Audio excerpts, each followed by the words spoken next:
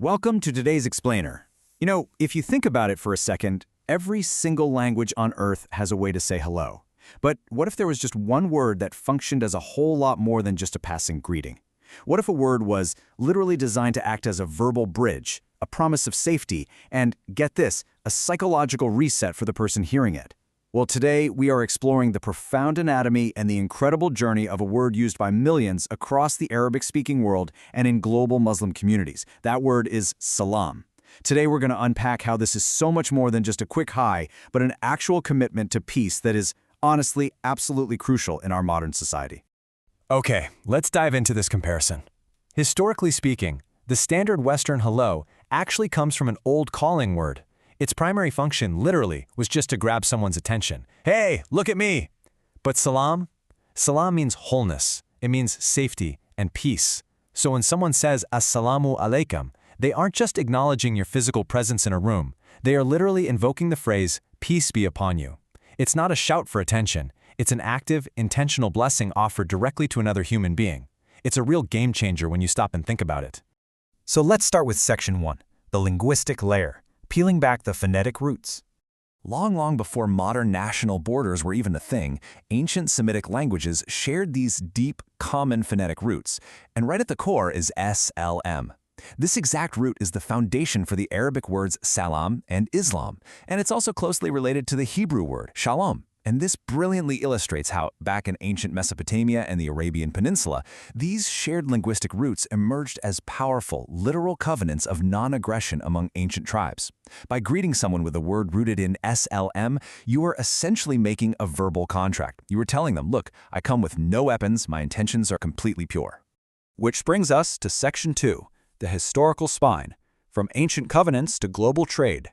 If we jump way back to around 1000 BCE, we see the origins of this with ancient Semitic tribes, using it as a very localized promise of safety. But fast forward to 1000 CE, and the word just explodes. It experiences a massive expansion along the Silk Road. And finally, bridging right into the 19th and 20th centuries, it travels all the way across the Atlantic through U.S. immigration. It is honestly incredible to see how salam survived centuries of complex human history and traveled thousands of miles to become a truly global standard of hospitality. During that massive expansion phase, the word actually transformed into a sort of universal password. Imagine walking through those bustling trade routes of the Silk Road 1,000 years ago. Just one single word just echoed everywhere. You've got merchants trading spices, scholars swapping ideas, and exhausted travelers just looking for a safe place to sleep.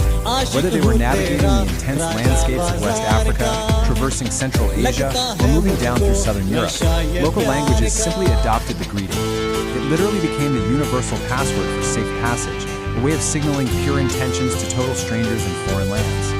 Let's move to acupuncture and see how this builds into modern science. Because what actually happens in the human brain when we wish strangers peace? We live in an era that is, let's face it, characterized by heavy social anxiety and modern isolation. Walking down a busy, crowded street in Chicago, or Dallas, or LA, it can feel incredibly disconnected. So physiologically, what is actually happening inside us when we bridge that modern gap? That takes us right into section 3, the psychological layer, the science of signaling safety. Okay, here is the incredible biological reaction. It actually lowers cortisol levels. Studies in social psychology show us that when you greet a total stranger with a word like salam, it signals immediate trust and safety directly to their nervous system. These tiny micro-interactions where safety isn't just assumed, but is actively implied and spoken out loud, they drastically lower cortisol, which is our primary stress hormone. So in group dynamics, dropping that cortisol is literally a psychological reset button for both the person speaking and the person listening. Moving on to section 4, the cultural layer. Salam in modern America. Now what's really interesting here is just how far-reaching the word has become across totally distinct American cultural arenas. Obviously, you see it fostered by American Muslim leaders, but it was also catapulted straight into the mainstream media by massive cultural icons and athletes like Muhammad Ali. And from there, it just wove its way deeply into hip-hop. You hear it heavily referenced by artists like Mos Def and Big Diazzo. Today, you'll hear it casually tossed around in local neighborhood cafes or during weekend sports games.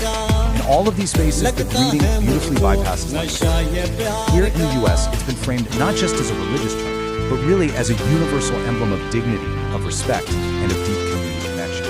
Which leaves us with this final, really powerful thought. Introducing a mindset of wishing peace first might just be what we all need in a divided world.